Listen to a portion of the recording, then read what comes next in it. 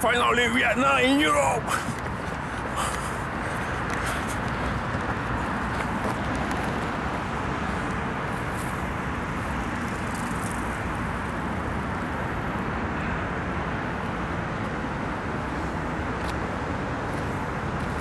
The best friend of immigrants, the pigeon.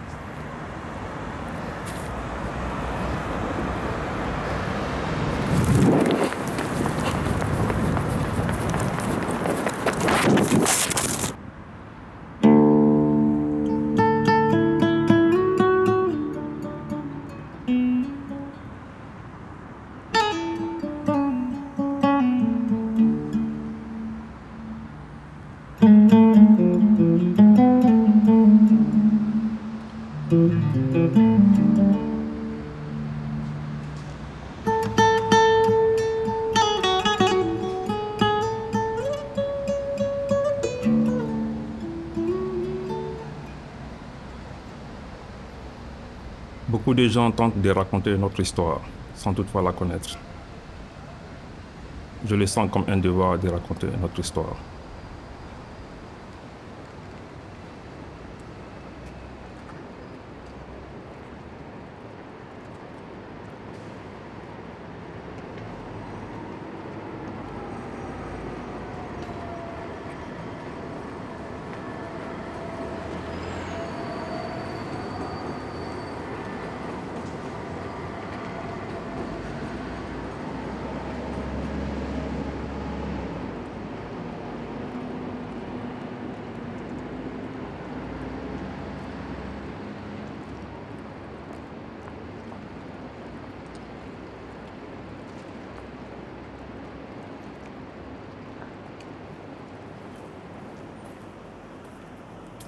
C'est ma première fois de tourner un film et la toute première fois d'avoir une caméra entre mes mains. Quand j'étais forcé de fuir mon pays, je n'aurais jamais pu imaginer à quel point la route pouvait être si difficile. Et je n'aurais jamais imaginé que j'allais marcher sur le sable du désert, que j'allais traverser le désert à pied.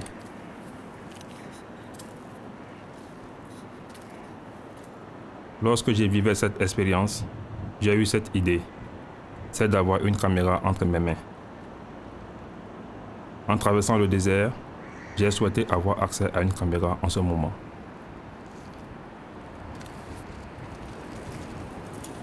J'ai rencontré David pour la première fois en 2013, lorsque j'étais encore au Maroc. Il faisait un film sur les migrants qui se trouvaient dans les montagnes du nord du Maroc.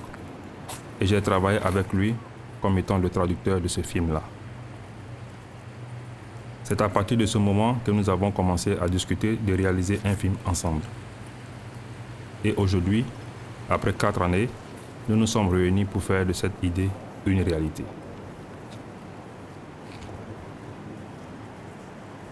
Je travaille sur ce projet car nous voulons montrer au monde entier la réalité des émigrés durant leur parcours lorsqu'ils sont obligés de partir de leur pays. Montrer cette réalité par une personne ayant vécu les faits, d'une perspective d'un immigré lui-même.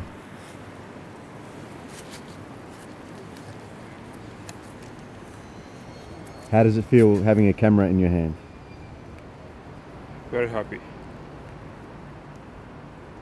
I'm glad with a camera on my hand.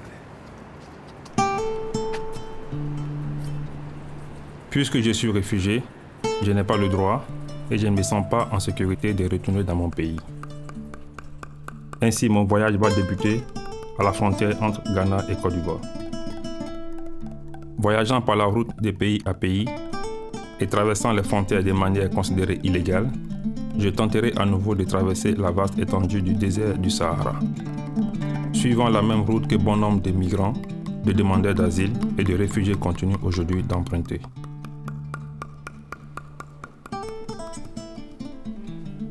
Pour quitter la France et pouvoir retourner en Afrique, je devrais faire des demandes de visa. Ce fut vraiment choquant d'apprendre cela pour la première fois. Maintenant, avec mon passeport de réfugié européen, je n'ai pas le droit de voyager ni en tant qu'Ivoirien, ni en tant que Français. Cependant, après plusieurs mois d'attente, je n'ai reçu aucune suite favorable à mes demandes de visa. Mais j'ai décidé de partir, bon gré, mal gré. Ce qui signifie que je vais encore risquer de faire ce parcours en tant que migrant sans papier, sans autorisation de traverser les frontières ou de filmer.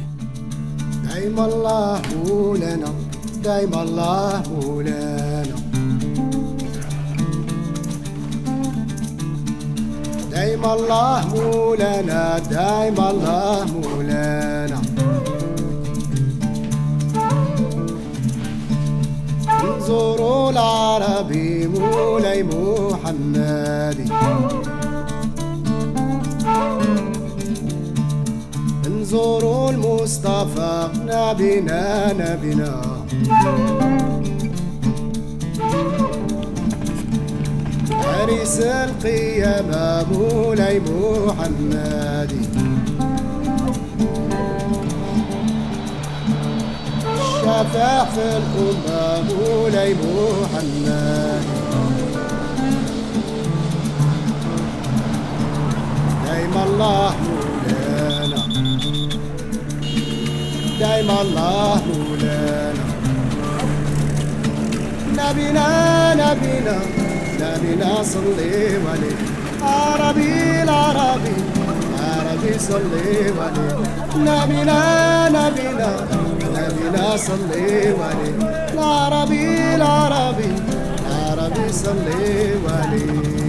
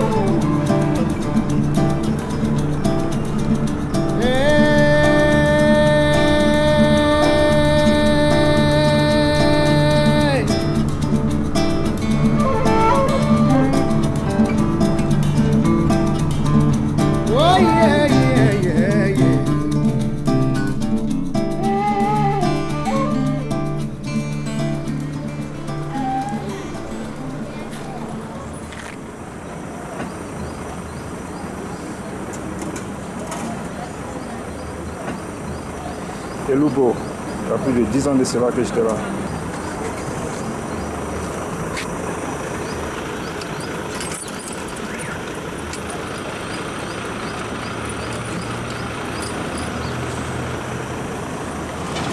Un jeudi, j'ai reçu un appel. Et du coup, je ne peux plus rentrer chez moi à la maison. J'ai dû me débarrasser de tous mes documents ivoiriens. Et avec un document d'emprunt d'un pays voisin, j'ai pu regagner Elibo. J'ai traversé la frontière.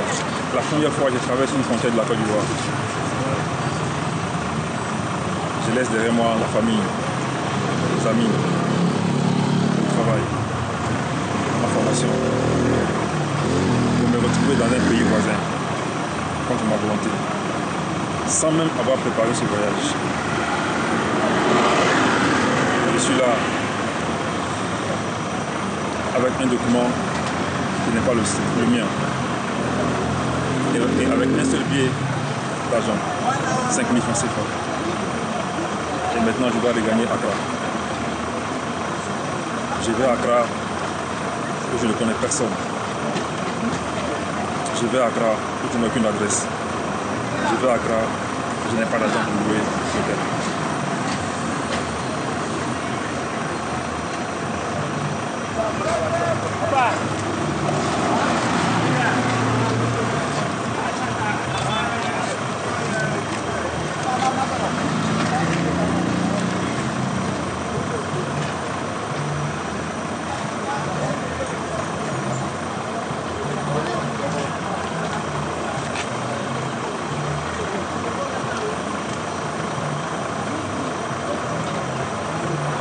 pense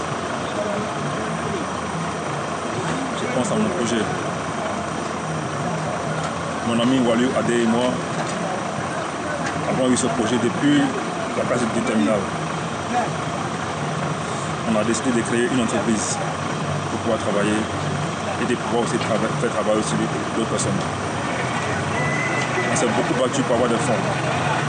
On s'est beaucoup battu pour avoir un peu d'argent. Et quand je pense que je dois abandonner ce projet,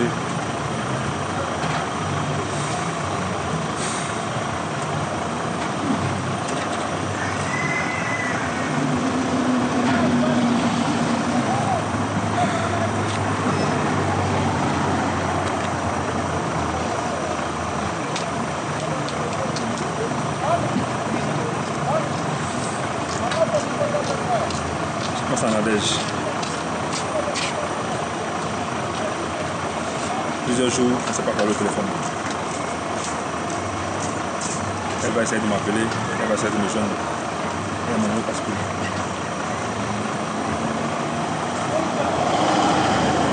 On s'est promis une vie meilleure, elle et moi.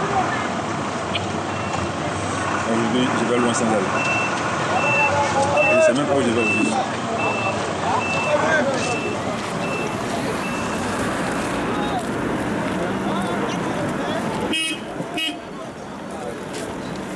Aller au Ghana était pour moi l'option la plus sécurisée et facile, vu que l'accès aux autres pays voisins était coupé par les rebelles et j'avais aussi peur d'y être enrôlé. Mais bien que j'avais quitté la Côte d'Ivoire et j'étais au Ghana, je pouvais encore apercevoir ma chère patrie à travers la frontière. Pourtant, même dans ce pays voisin, ma sécurité était bien loin d'être assurée. Il était d'abord question de traverser la frontière. Et maintenant, j'ai voulu juste aller à Accra.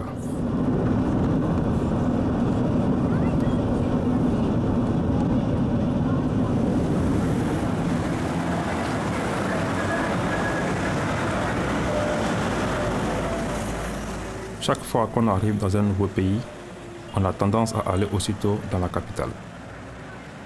Les grandes villes offrent plus d'opportunités. On a moins de soucis de langue, plus de chances de travail. On est moins considéré comme étranger. Mes priorités sont maintenant ma sécurité et me faire de l'argent.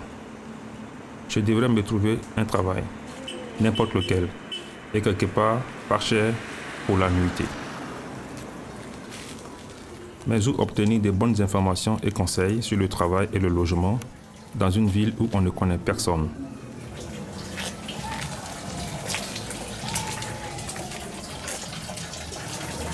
Un des lieux les plus recherchés durant le parcours, ce sont les lieux de culte, les églises et les mosquées.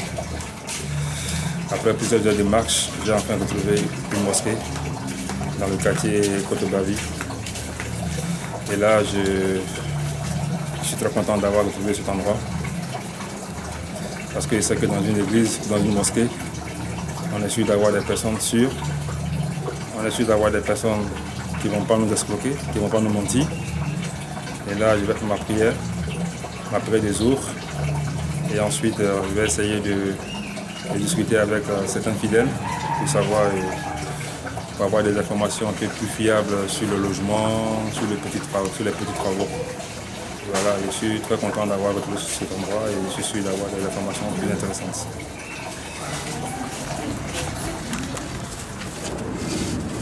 J'avais beaucoup de chance d'avoir trouvé un job de réparation d'ordinateur le lendemain de mon arrivée à Accra. Mais ce travail était à mi-temps et le salaire faible. Alors, quelques jours plus tard, j'ai obtenu un autre travail dans le bâtiment.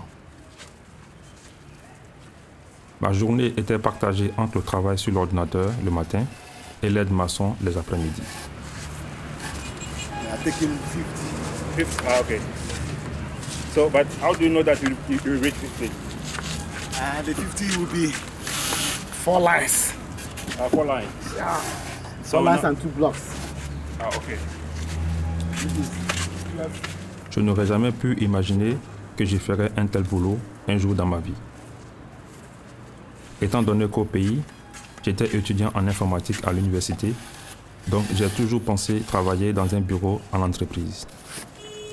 Mais quand on se retrouve sur le chemin d'exil, chacun se bat de la même façon pour survivre. Ce travail était très difficile pour moi.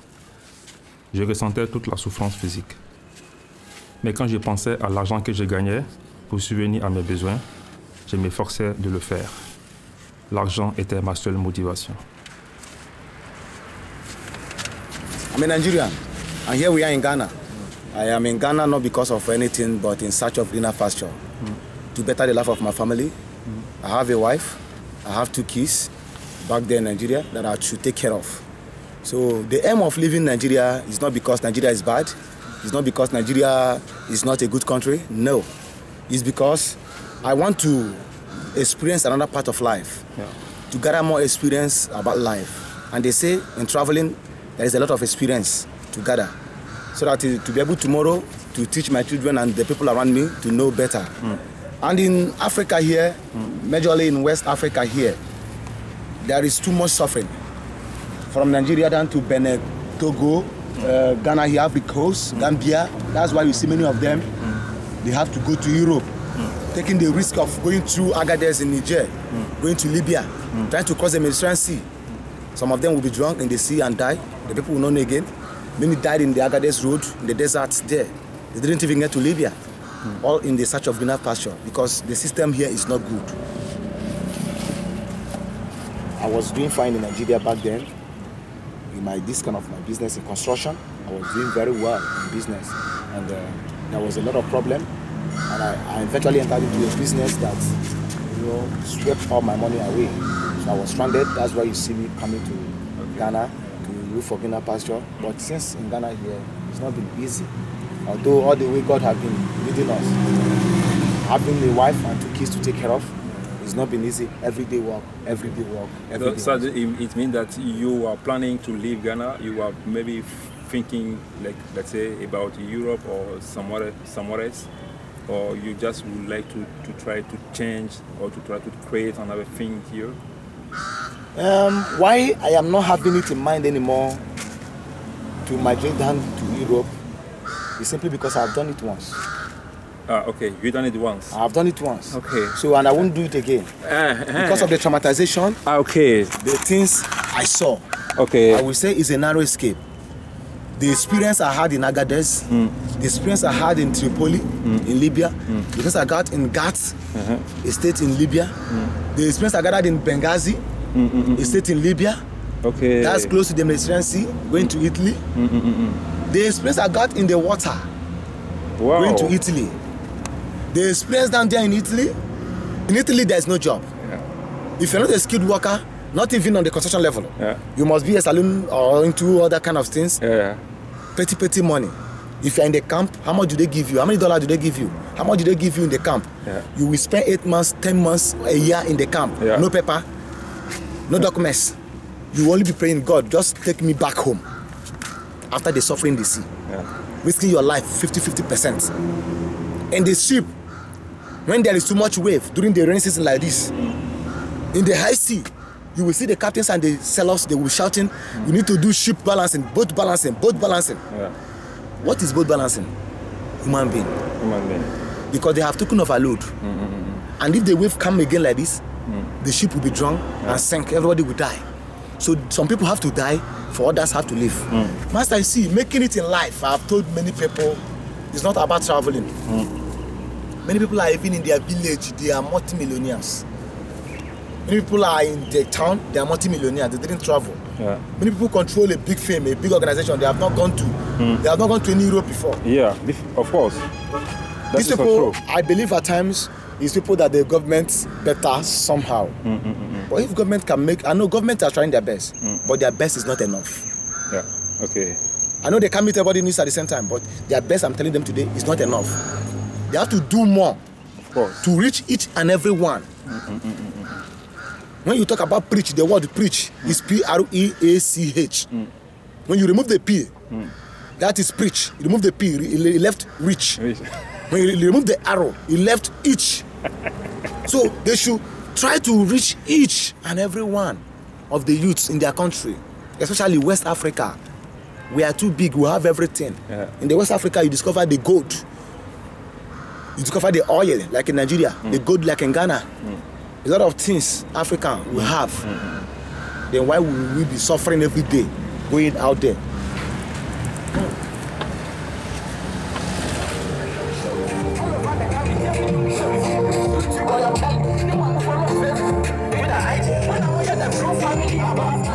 J'ai passé du temps à Accra à bien analyser ma situation, mon problème. Maintenant, après quelques mois, j'avais besoin de décider ce que j'allais faire par la suite. Je savais que je ne pouvais pas retourner en Côte d'Ivoire car cela était encore trop risqué. Mais il était aussi clair que Ghana n'était pas un endroit où ma sécurité était garantie.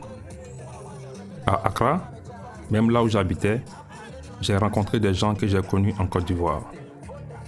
Des gens que je ne voulais absolument plus revoir. Je me cachais à chaque fois, car me faire voir était hyper risqué pour ma vie.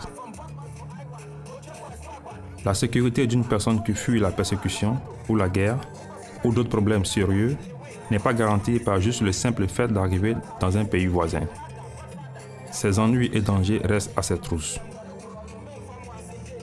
Donc, je ne pouvais ni retourner, ni rester. C'est ainsi que j'ai décidé de franchir la frontière au Togo.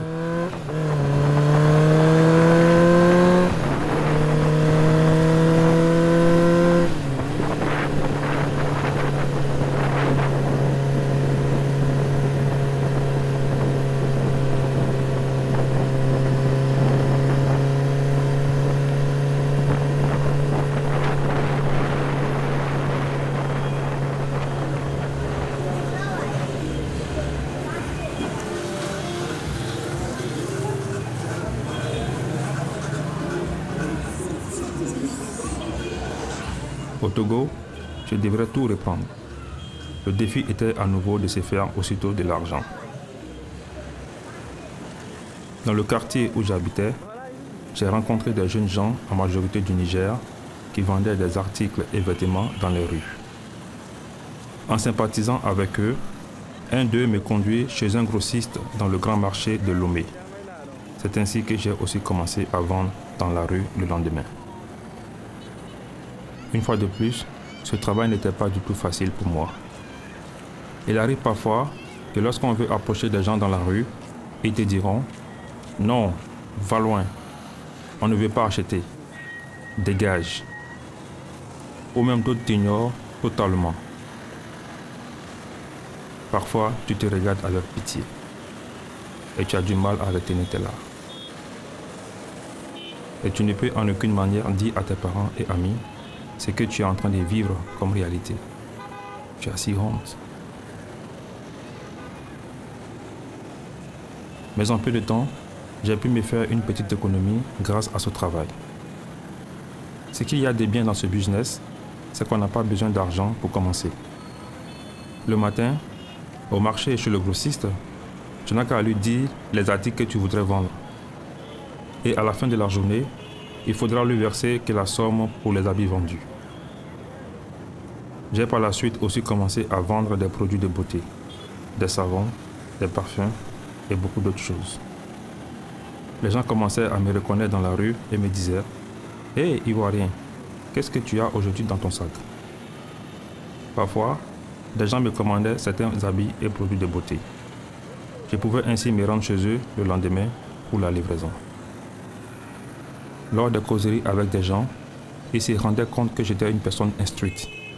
Il arrivait souvent que des gens me demandent de travailler comme maître de maison en aidant les élèves à préparer leurs examens. On m'a même proposé de travailler comme professeur plusieurs fois. Mais je n'ai pas voulu, étant donné que j'étais sur mon chemin et je ne voulais pas commencer un pareil travail et devoir l'arrêter quelques semaines plus tard.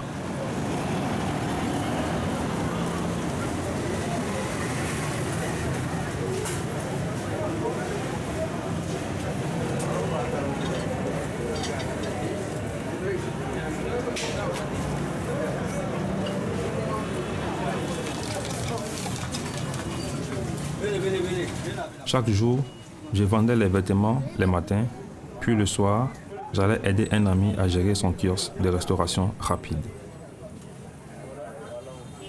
il m'arrivait d'y emporter certains articles pour la vente de nuit.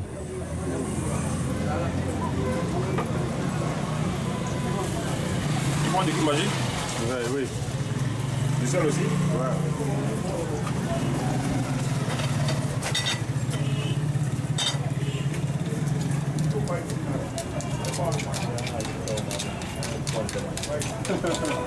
Tu prends du pain, demi-pain ou bien un pain?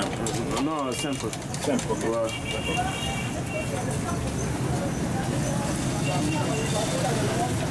La journée était vraiment longue et je rentrais toujours épuisé. Mais quoi d'autre j'aurais pu faire pour avoir de l'argent?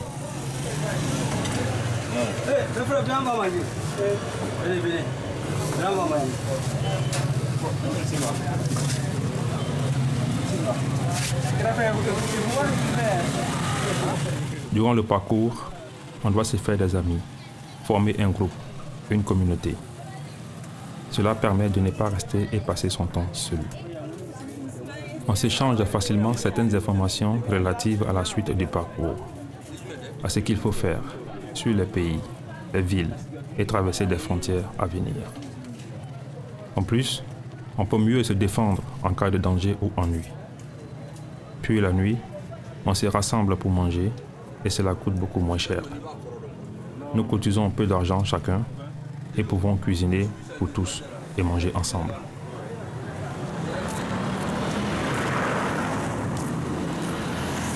Durant le trajet, je ne voulais pas parler de mon vécu et de ma situation à personne. Et je tentais par tous les moyens de ne pas rencontrer quelqu'un de mon pays. Je ne voulais pas du tout qu'on me traite d'ennemi par connotation ethnique ou religieuse ou encore par conviction politique. Parce que à cette époque, la situation politique était si intense. Et je voulais laisser tout cela derrière moi et trouver une solution pour moi-même. Pendant tout le temps où j'étais sur le chemin d'exil, je n'ai raconté mon histoire qu'à une seule personne, un ami béninois. Nous partagions la même chambre d'auberge à Accra. Et il m'a dit que je parlais pendant mon sommeil et que je me réveillais en sursautant. Alors, il avait compris que je cachais quelque chose de lourd dans mon passé. Je lui en ai raconté certaines vérités par rapport à ce que j'étais en train de traverser. Il a été gentil et solidaire avec moi. Il m'a informé qu'il y avait une place où je pouvais aller et demander un statut de réfugié, qu'on appelait HCR, le Haut Commissariat des Nations Unies pour les réfugiés. Je ne savais presque rien des réfugiés à cette époque. Tout ce que je savais était que notre pays aidait les réfugiés qui fuyaient la guerre au Libéria. Mais quand il me l'a dit, j'ai refusé d'y aller. Je ne voulais pas que quelqu'un me dise que j'étais un réfugié. En Côte d'Ivoire, j'avais pitié des réfugiés que j'ai rencontrés. Alors, je ne voulais pas du tout qu'on me colle cette identité. Aujourd'hui encore, étant réfugié, cette appellation me dérange beaucoup.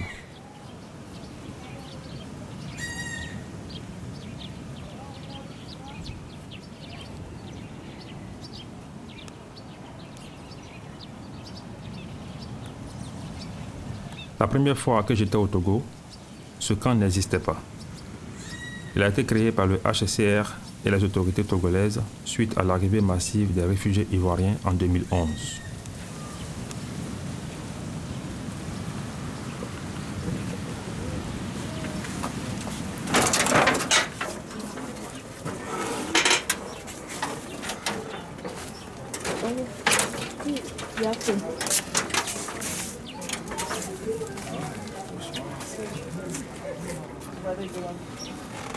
Et c'est là depuis là.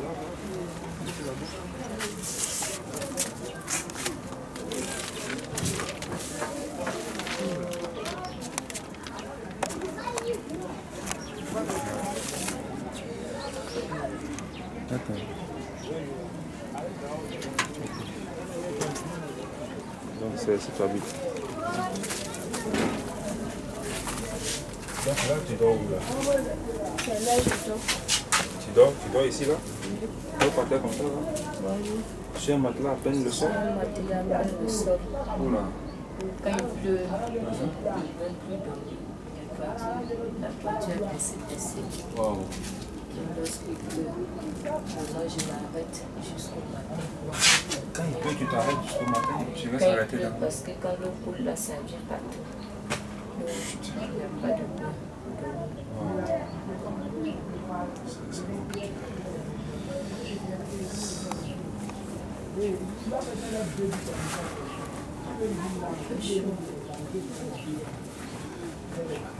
Et comment tu fais la cuisine ici? Quand j'ai les moyens, c'est...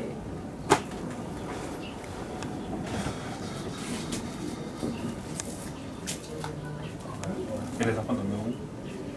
Ici. Vous dormez ici ensemble? Les deux enfants? Les deux enfants, je mets un pan.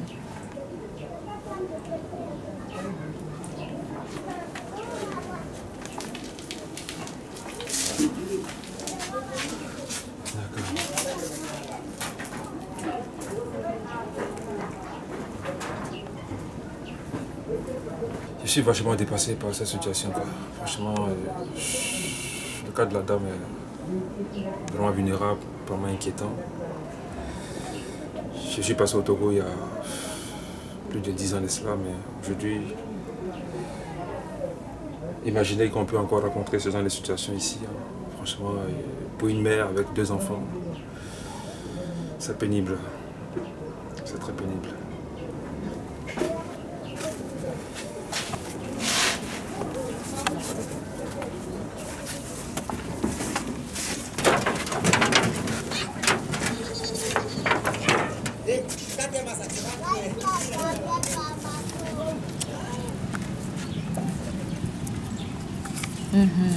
Essaie de prendre le sac là comme ça, mets le sac comme ça. Mets ton sac. Mets ton sac, moi il y a tennis, ça met le sac. Juste un truc rapide. Ok. On va faire renverser ici. Alors ça peut aller. Plus rapidement ça peut aller. La prestation de l'unification.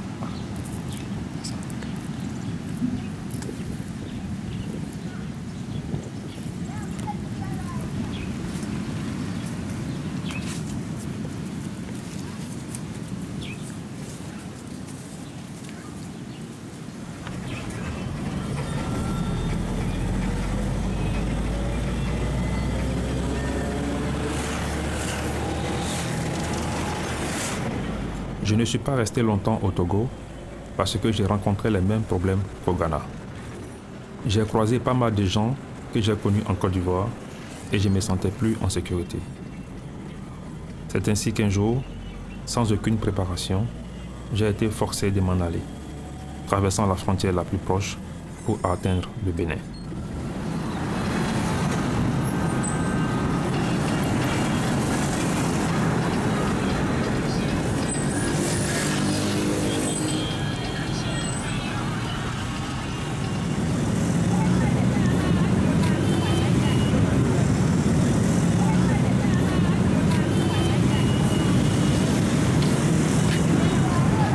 Et là, je suis à Kounou, au stade de l'amitié.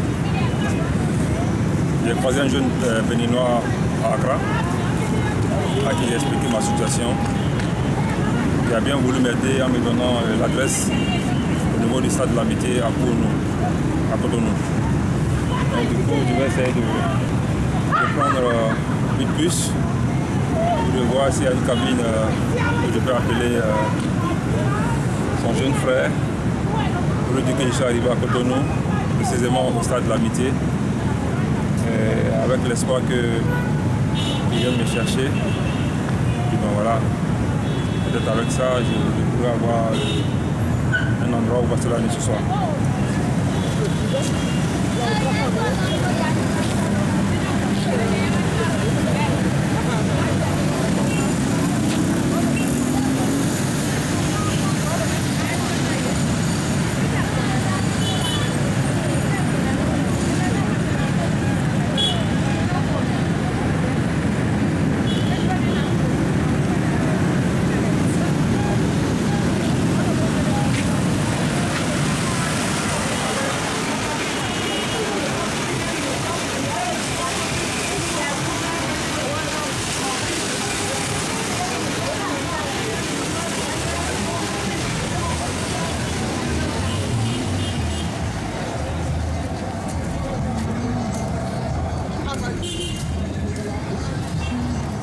Au Bénin, je suis resté plus de 6 mois, donc j'ai fait beaucoup de boulots différents.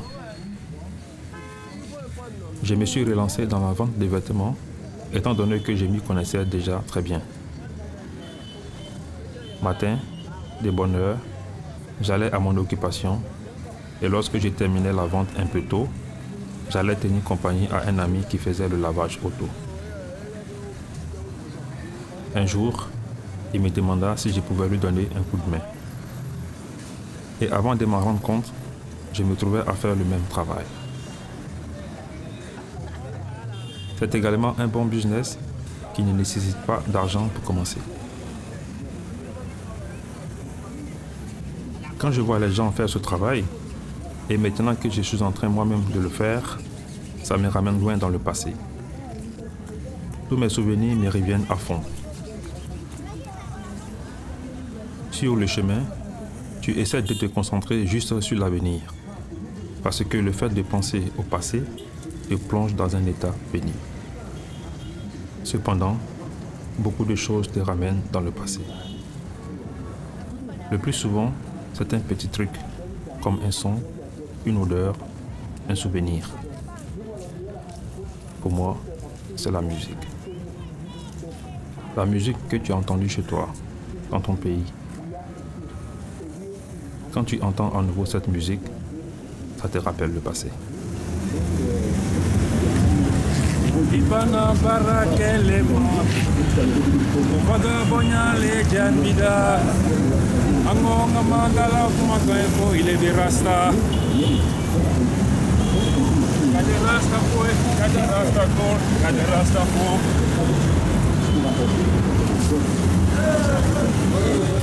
Durant ton parcours, tu penses toujours retourner un jour au pays. Bien que tu te concentres sur le chemin, sur ta sécurité et ta propre vie, tu te rappelles toujours de ton pays. Dans ton propre pays, tu peux faire beaucoup de choses. Tu as plein d'opportunités. Et tu es avec la famille, tes amis, tu es chez toi.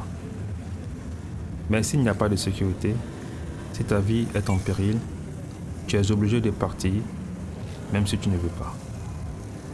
Cependant, tu ne cesses de penser à rentrer un jour.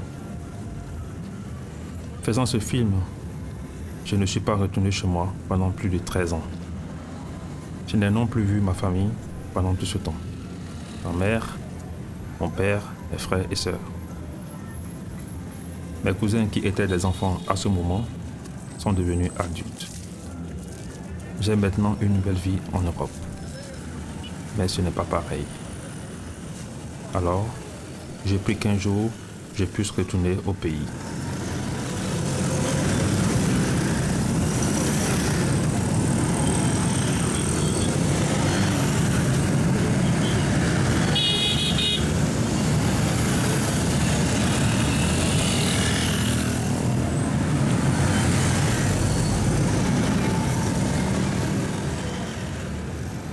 Bon, jusque-là, j'ai quand même gardé tous mes appareils. Mais bon, franchement, si je les ai tous, ce n'est vraiment pourtant pas la satisfaction totale. Parce que déjà, ce PC m'a lâché avant-hier, hier, il ne marchait pas du tout. J'ai eu des difficultés à le mettre en marche. Pourtant, c'est avec le PC que j'ai fait les copies de films d'une carte mémoire à une autre, d'un disque dur à un autre. Et le plus gros problème aussi également, c'est celui-là, cette caméra-là. Voilà, il est éteint et pourtant il reste ouvert. Il reste ouvert comme s'il était en train de filmer. Ouais, ça c'est déjà un grand problème. Alors il marchait très bien jusqu'à hier. Alors je ne sais pas ce qui s'est passé. Il n'y a pas eu de choc physique, il n'est pas tombé, il ne s'est rien passé. Et hier soir je le prends, je veux le rallumer également. Bon, paf, du coup ça refuse. Donc j'ai aussi mon appareil photo, voilà celui-ci, parfois que j'utilise aussi pour faire des vidéos. Oui, mais parce que souvent c'est pas facile, hein. Il y a des endroits où on ne peut pas utiliser cette caméra parce qu'on est tout de suite ciblé, on est mal vu, voilà, ou parfois on nous demande tout de suite de supprimer ce qu'on a fait comme vidéo. Donc je me sers aussi de la petite caméra pour pouvoir faire des petites vidéos, des vidéos de courte durée. Voilà, donc elle, dans ce appareil, l'image très bien. Parce que là, je suis encore en ville, j'ai la possibilité de pouvoir faire des réparations. Mais je me demande si j'arrive à un endroit où il n'y a pas de possibilité que ces appareils tombent en panne, comment je vais faire, quoi. Voilà, en ce moment, c'est la grande inquiétude. Juste pour dire qu'avoir une caméra, c'est vraiment pas facile. Tu dois tout faire pour la protéger, tu dois tout faire pour sauver ce que tu as déjà filmé. Donc, ce qui t'oblige à payer une chambre d'hôtel pour pouvoir rester en sécurité, sécuriser tes appareils. Alors, deuxième chose aussi, parce que tu as peur que pendant la nuit chez quelqu'un prenne tes affaires et puis fuit avec. Ou même que tu sois victime de fouilles, bien qu'on prenne tes cartes. Voilà, tu as peur de perdre ce que tu as déjà fait comme travail.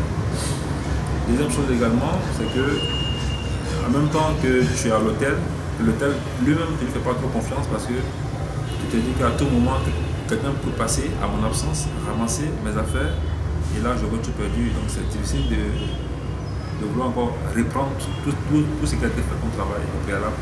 Donc tu dois agir maintenant comme un militaire, un vrai militaire, avoir toujours le sac au dos.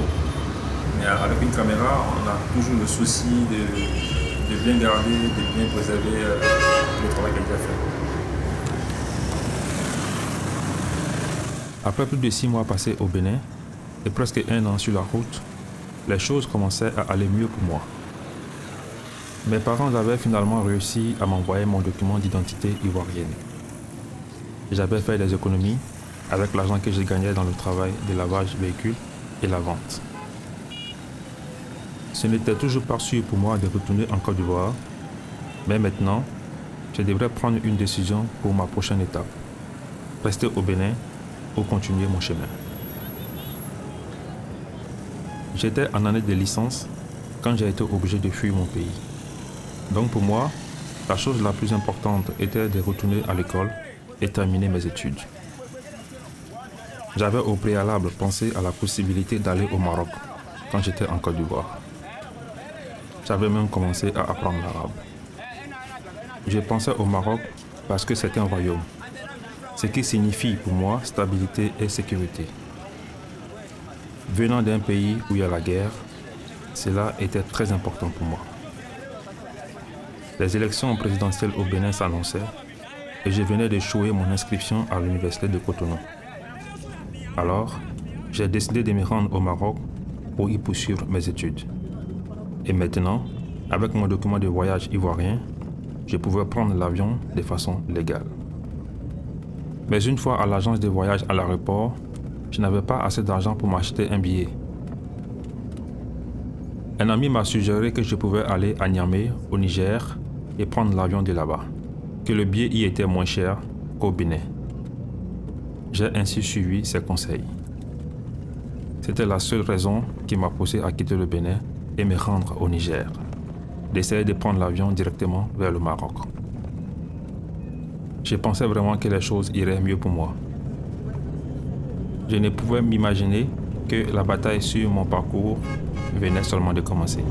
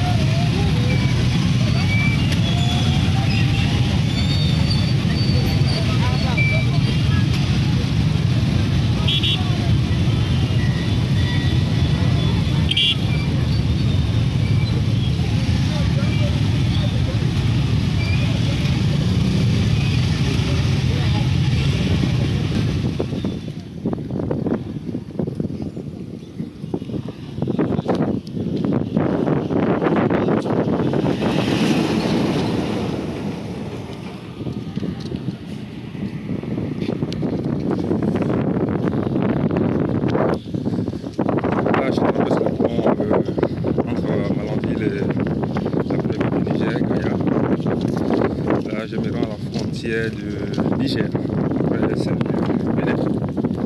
C'est ça le fleuve Niger? Ah oui, c'est vraiment joli. C'est un joli paysage.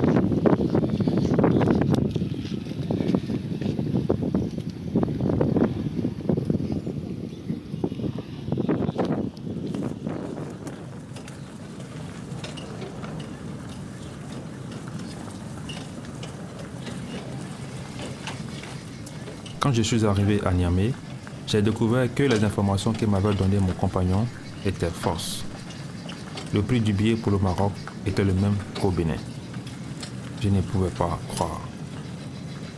J'étais à nouveau dans un pays où je ne connaissais personne. En plus du fait que j'avais moins d'argent, puisque j'ai dû payer le transport pour tout le trajet du Bénin au Niger. J'ai essayé de trouver du travail à Niamey, mais à cette époque, c'était quasi impossible. Heureusement, j'ai rencontré un commerçant et il m'a autorisé à dormir sur le sol devant son magasin avec lui. Je lui ai raconté ma situation et il fut la première personne à me dire qu'il était possible d'aller au Maroc par la route et à pied à partir du Niger. En allant d'abord à Agadez, puis à Assamaka, traversant le désert du Sahara à pied pour atteindre Nguezam en Algérie, puis l'Algérie en voiture pour le Maroc. Il le disait tout simplement et facilement, comme si c'était un fait commun. Cela me semblait intéressant et sans autre choix, j'ai opté pour son idée. Je découvrais plein de choses sur la route. J'ignorais qu'elles existaient avant. J'ai aussi entendu dire, pour la première fois, qu'il y avait des gens qui essayaient d'aller en Europe par pirogue. Je n'avais jamais imaginé cela. Aujourd'hui, c'est différent. Dans toute l'Afrique, même dans les petites villes, les gens savent qu'il existe un chemin pour aller en Europe. Mais à cette époque, cette information n'était pas aussi répandue.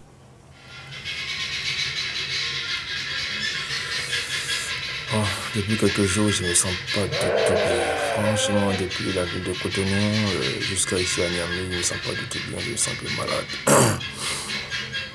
Physiquement, le dos, la tête, mes articulations. En plus, j'ai fait une forte diarrhée. J'ai fait la diarrhée, mon ventre ne fait que coller depuis quelques jours. Je ne sais pas si c'est dur à quoi ou juste, mais franchement, ça m'embête. Et la deuxième chose encore, hier on arrive ici à Niamey dans l'après-midi.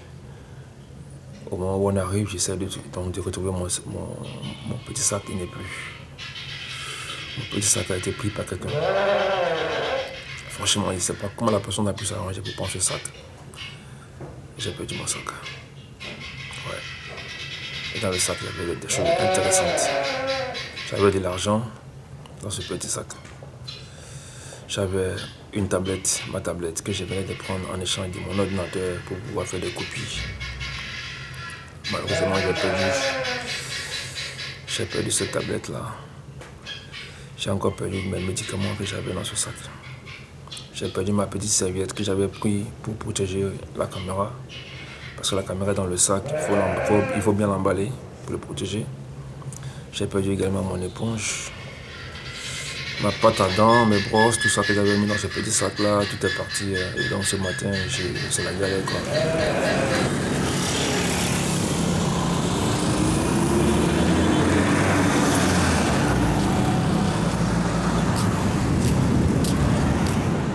Je suis reparti maintes fois à la gare des transports pour éventuellement retrouver mon sac, mais en vain. En plus de mes appareils et d'autres choses, j'ai aussi perdu les détails de contact de plusieurs gens que j'avais rencontrés et avec qui j'avais discuté pendant longtemps durant le trajet à propos du film. Ce n'était pas du tout un bon moment pour moi. Je me suis senti totalement bouleversé.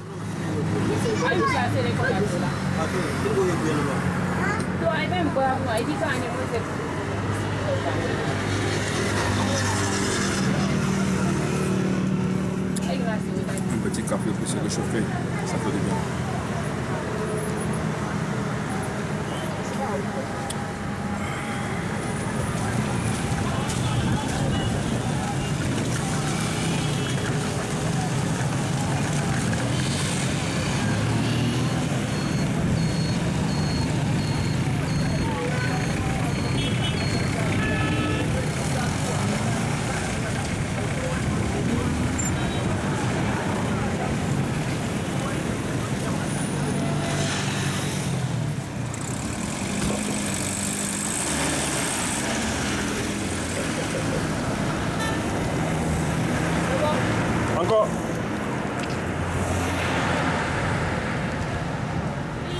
Encore. Appuie fort, tu laisses. Voilà. C'est bon? Ok, merci.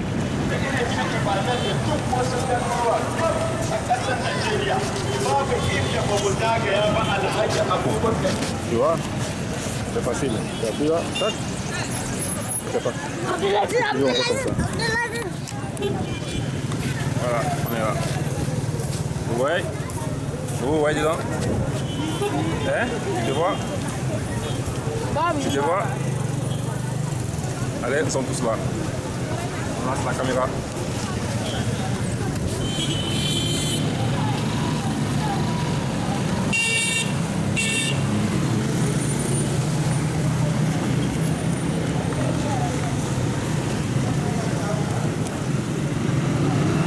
Regardez mon bagage, ce que j'ai là.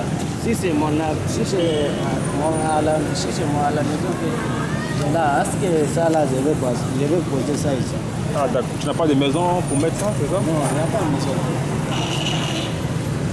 Donc tu gardes tes affaires ici comme ça? C'est ça que je tiens, c'est ça que je laisse là-bas. Mais quand j'ai terminé, je vais ramasser ici. Parce que je restais ici, il n'y a pas monnaie. Quand il y a monnaie, on ne peut pas rester à Niamey. Mais moi, c'est un Nigérien. Mais si j'ai harmonie, je ne peux pas rester ici. Parce qu'à Niamey, il n'y a rien. Mais si tu avais de l'argent pour avoir une maison, est-ce que tu vas rester ici à Niamey? Oui. Donc maintenant, c'est quoi ton problème? Maintenant, aujourd'hui, c'est quoi ton problème? Qu'est-ce que tu veux aujourd'hui? Aujourd'hui, ouais. Le travail que j'ai fait. Travail. C'est quoi ton travail, ça? Saleté. Ah, saleté? Oui. Ok. C'est avec ça que tu ramasses les ordures pour aller jeter. D'accord. Mais comment tu fais quand il y a la pluie? Tu fais comment? Quand la pluie, le temps, mais c'est ici que je vais rester. Sous la pluie, là? Oui. Mais même hier, la pluie, là. C'est ici que... Parce que ça, c'est bon. Mais c'est pas mouillé, tes affaires, c'est pas mouillé? Il n'y a pas de truc d'aide sociale pour aider là, comme ça, pour avoir la maison, non?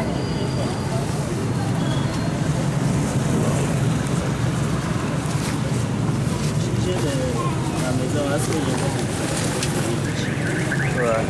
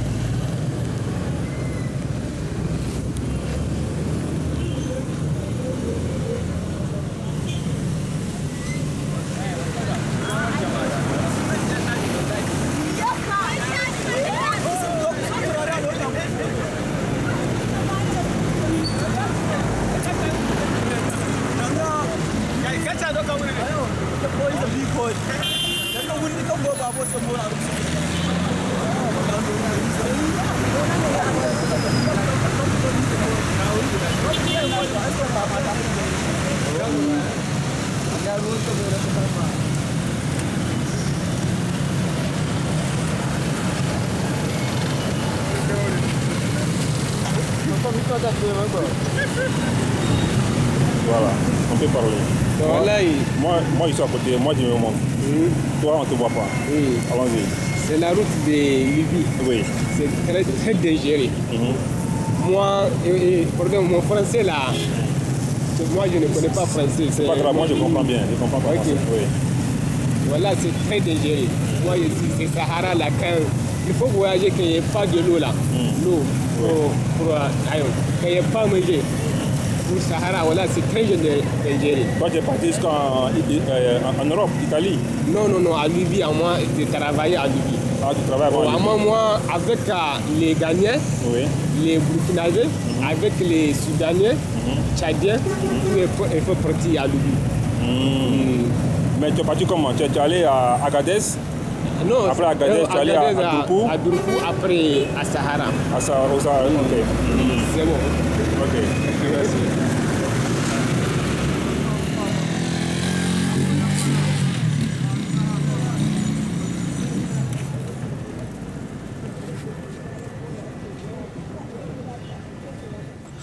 juste pour dire que j'ai vraiment du chemin à faire. J'ai encore vraiment du chemin à faire. Ben, pour le reste du chemin, j'ai 3 grandes inquiétudes, franchement parlant. Ouais. La première inquiétude, c'est qu'avec une caméra en main, on est tout de suite ciblé, on est tout de suite mis dans les viseurs, on est tout de suite remarqué. Donc j'ai craint que je sois confondu à un espion. Qu'on pense que oui, il a été envoyé par X ou par Y pour venir filmer des positions, bien venir filmer nos business, bien il est venu pour dénoncer ce que nous faisons. Je n'ai rien du tout à voir avec ce genre de choses-là. Je suis dans un programme, dans une situation personnelle avec bien sûr un partenaire. On n'est qu'à 2, on est engagé de nous-mêmes, personne ne nous envoie, c'est nous-mêmes, c'est ma propre volonté. D'ailleurs, c'est moi j'ai eu depuis longtemps cette envie de faire ce trajet-là, ce parcours-là. Donc voilà, donc je crains que je sois vraiment mal compris, que je sois kidnappé ou arrêté, torturé, et qu'on cherche à comprendre coûte que coûte. Franchement, c'est ma grande inquiétude. Ou même que je sois kidnappé parce qu'on s'est dit que oui, il traite avec peut-être des Européens, parce qu'il vient de l'Europe, donc voilà. Si on le kidnappe, peut-être qu'il peut avoir beaucoup d'argent, on peut se faire du sou sur son dos, sur lui, et voilà. Donc franchement, c'est une de mes inquiétudes. Donc la deuxième inquiétude, c'est me concernant moi-même. Vous voyez, je suis ici avec mes documents français, avec lesquels j'ai pu quitter l'Europe pour arriver ici en Afrique. Et donc voilà, bientôt que je vais traverser le désert de façon illégale parce que je n'ai aucune autorisation.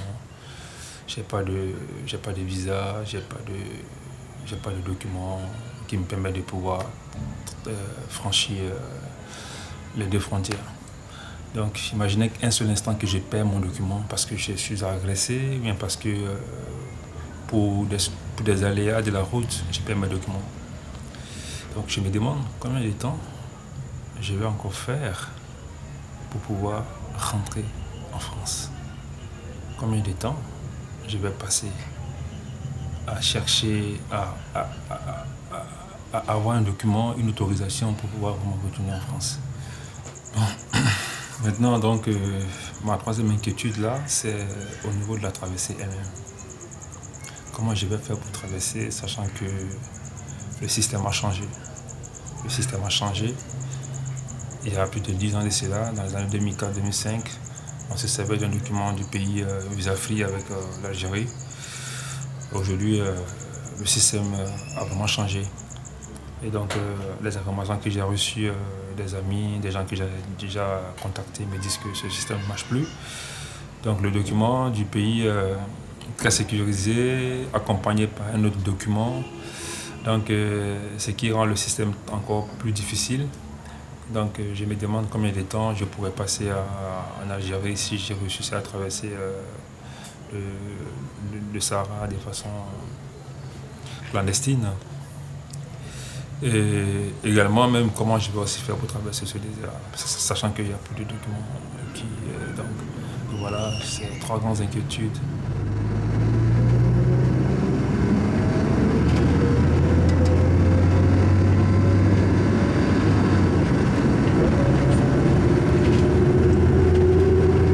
En route pour Agadez.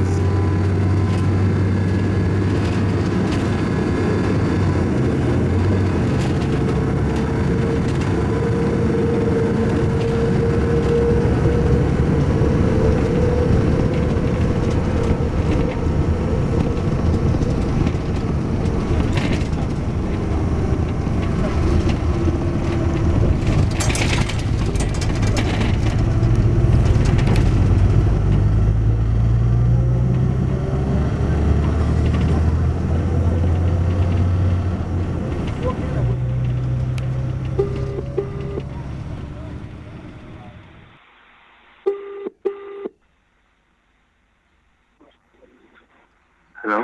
Hey, Kamut. Hello? Yeah, since Sunday, I'm with the police now. The court they say I do not have any visa and I have no authorization and I have been making some videos and some stuff like this. So I am still with them now. I was about to enter Agadez when that happened. they took me from there now. They have brought me at another place. They got my telephone, my everything. They search all the videos I've made, everything. They asked me plenty questions about who I work with them, who I do everything and things. I'm now just I'm negotiating, discussing with the man what I can do to when they let me go. Are they treating you okay? Not really, but yeah. I'm supporting the situation. Yeah. This is what we do now. Somebody took me aside and tried to give me some advice. Okay. I tried to give them like something like 500 euro, or even if it's possible more, to give to them and then live here. Okay. So what can I do to help? Can I do anything to help you right now? Try to call me in 1 hour, but if it's possible to prepare something like 500 or 600. And then what? They will let you go, or? I think that's what somebody gave me as advice. Okay. I'll call you back in 1 hour. Yeah, okay. Thanks. Okay. Bye. Hello? Kumut. Yeah, okay. Please send it now. Send it right now, please. But send it where? Western Union. Now, we are going, I am now going to give the soldier, we are going together there. Okay, but no. Send it to Western Union, please. I'll try. Okay, I'll call you back. Western Union. Okay. Okay. Bye. Bye-bye. Oh my God.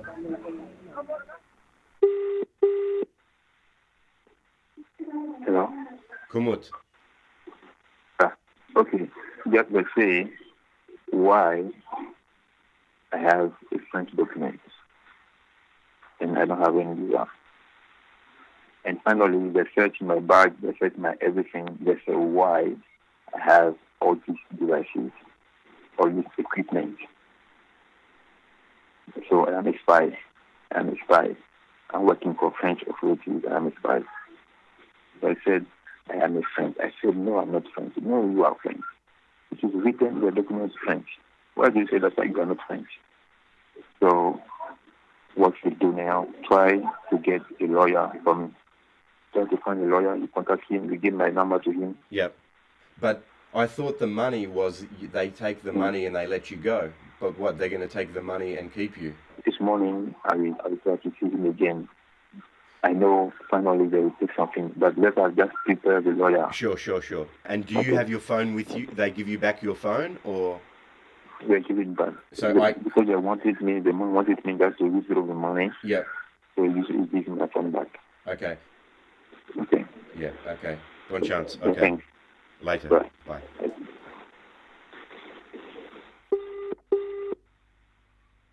Hello? Yeah, things are going better. Maybe I will be deported to Benin border today. Okay. I just need you to tell me what you want me to do or what you don't want me to do with a lawyer. No, for the time being, nothing. Nothing. Just wait. If I leave, it's a very good thing. Yeah. Okay. Okay. Thank you very much. Okay. Speak soon. Okay. Bye. See you. Bye.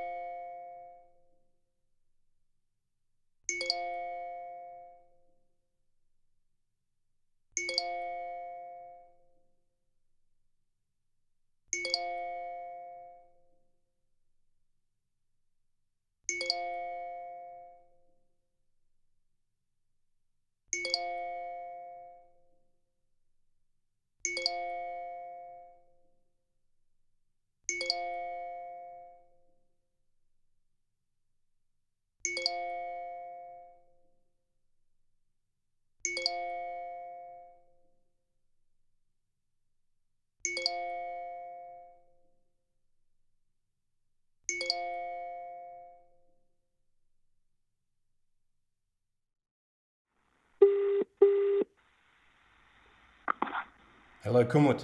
Hello? How's everything? So the neighbor did not disturb me much, but I don't want them to do the same process like Niger people. Are you confident that tomorrow they will give you everything back? Yeah, but they want in French, like to put water on the barriers. Is a way to say that to give something. Yeah. They were requiring like something 300, and finally we come to 235 euro. They will put me in touch with somebody who works in a DST. This person also, I have to give him something, but not say how much. Now I'm very, very, very weak. I sat for 5 days without moving, and in a small place, very dirty, with insects. You could not sleep inside. I have to sit to sleep in the cell with prisoners sometimes from town to town. So now what I am, I've become very, very, very weak. I'm weak and I'm so dirty. I try to have something tonight to wash my head. My body is not okay. Yeah. Okay. Okay. Bonsoir. Bonne nuit. Merci à toi aussi. Okay. Bonne soirée. Au revoir.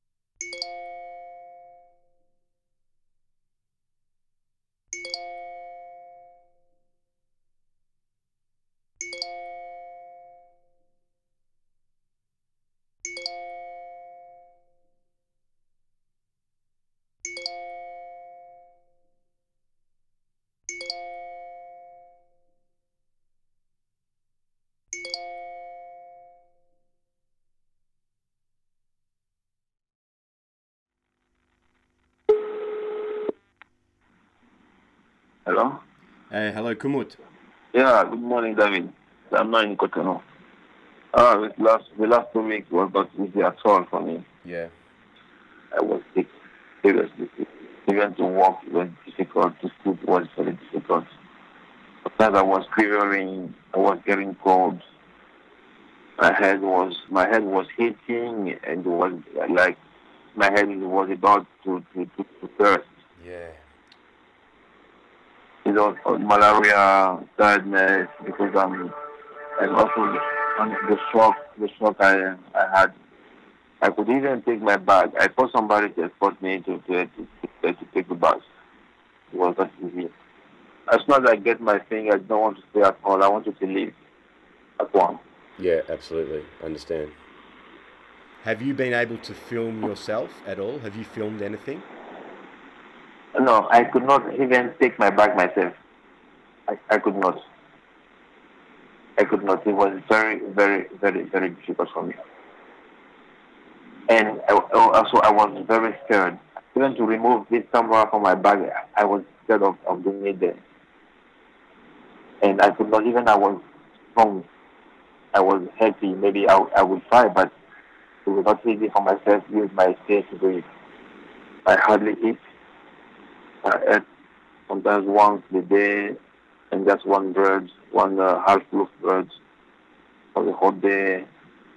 Sometimes they put me inside the jail, sometimes outside the jail. And I was sitting the whole day. I could not move, and it was not easy at all. I was under shock. Yeah. They treated me as a spy. I don't know what would happen, where I would go, what would happen the following day. It was not easy at all. Yeah.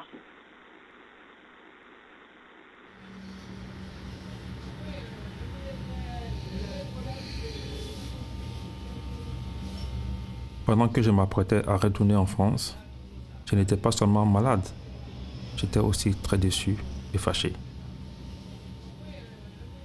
Fâché contre tout ce qui s'est passé et aussi fâché contre moi-même d'avoir échoué de finir mon parcours. Je n'étais pas prêt pour retourner en France, mais je n'avais pas le choix. Je savais que maintenant, je ne pouvais plus retourner au Niger sans un document valide et une autorisation. C'était trop risqué pour moi. La police avait effacé toutes les vidéos que j'avais faites avec les migrants sur la route entre Niamey et Agadez. Et si je me faisais encore attraper avec mes équipements et tous mes appareils, je suis sûr qu'ils n'allaient pas me laisser partir libre une deuxième fois. Mais j'étais surtout en colère contre mon document de voyage, mon passeport de réfugié français.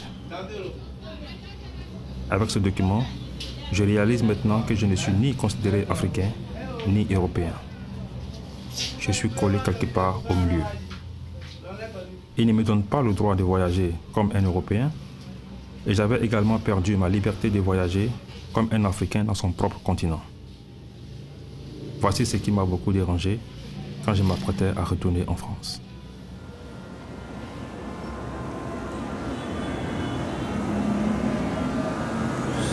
Je suis un peu triste. Voilà, je rentre ce soir en France. J'ai pas pu finir tout ce que j'avais à faire. Donc là, je suis en train d'arranger mes affaires. Là, ce sont mes appareils qui sont restés là. La caméra 1, on n'a pas pu la récupérer. Elle est toujours restée gâtée. Bon, voilà.